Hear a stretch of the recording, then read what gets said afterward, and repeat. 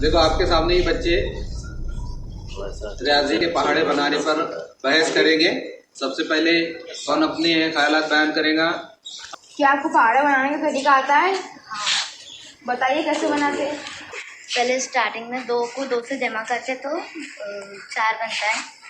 फिर 4 को 2 से जमा करते हैं तो 6 बनता है। और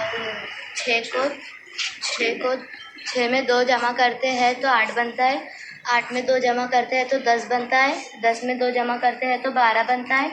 और 12 में 2 जमा करते हैं तो 14 बनता है। 14 में 2 जमा करते हैं तो 16 बनता है। 16 में 2 जमा करते हैं तो 18 बनता है। और 18 में 2 जमा करें तो 20 बनता है। ये तरीका आपका सही है, मगर इसको एक आसान तरीके से, ज़र्ब के तरीके से भी कर सकते हैं।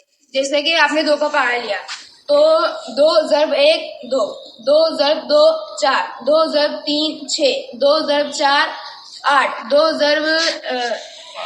ज़र्ब 5 10, 2 ज़र्ब 6 12, 2 ज़र्ब 7 14, 2 ज़र्ब 8 16, 2 ज़र्ब 9 18, 2 ज़र्ब 10 20। आप इस तरीके से तो कर सकते हैं।